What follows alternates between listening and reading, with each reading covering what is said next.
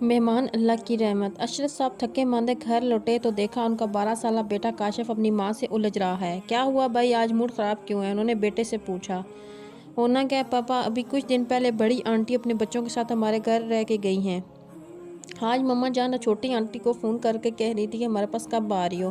پھر کیا ہوا؟ کاشف کے پاپا نے کہا ہونا کیا ہے، ماما سے پاکٹ منی مانگے تو 10 روپے پکڑا دیتی ہیں، اگر کہیں کہ 10 روپے سے کیا آتا ہے تو کہتی ہیں تمہارے پاپا پرائیویٹ کمپنی میں ہیں، میں ملازم ہیں، کوئی بینک کے مالک نہیں۔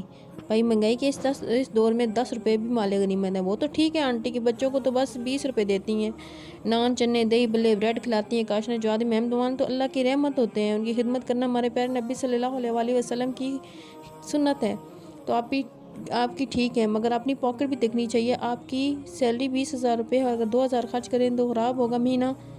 نو ٹینشن، ادھار کا سلسلہ چلتا رہتا ہے، جب سیلری آئے گی تو ہم دے دیں گے۔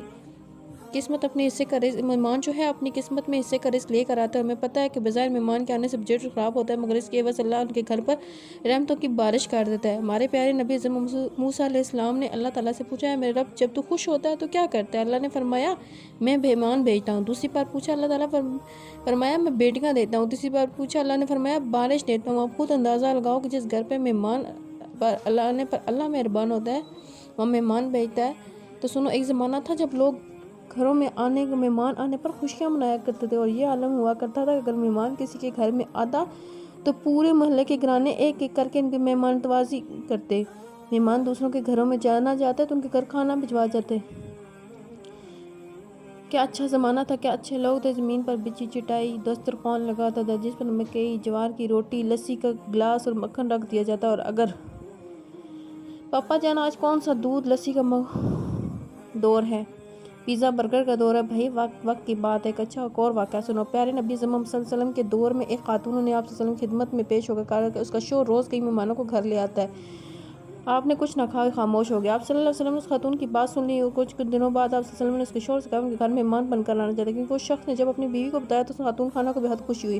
اس نے سوچا کہ میں نے تو حضور صلی اللہ علیہ وسلم سے شکایت کی تھی، شاید میرے شوہر کو سمجھانے آ رہے تھے مہمان نہ لایا کرو۔ تاہم پیارے نبی حضرت محمد صلی اللہ علیہ وسلم نے کھانا تناول فرمایا اور چل دیے۔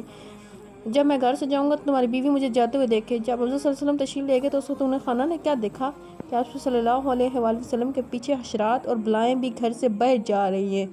آپ صلی اللہ علیہ وسلم نے اس گھر کے درس عظیم دیتے ہوئے کہا کہ جب مہمان گھر سے روانہ ہوتے ہیں تو ان کے گھر سے برکت سے موجود بلائیں اور گھر سے چلی جاتی ہیں، اس لیے مہمان اللہ کی رحمت ہوتے ہیں، مہمان کی قدر و منزلت کرنی چاہیے۔ سبحان اللہ۔ کاشف سے منہ سے نکلا سوری پاپا جان، آئندہ میں ایسا کچھ نہیں کہوں گا، مہمان تو اللہ کی رحمت ہوتے ہیں، آپ آنٹی کو فون کر کے بلائیں۔ اور مہینہ بھر رہنے نشہرت مسکرانے لگی۔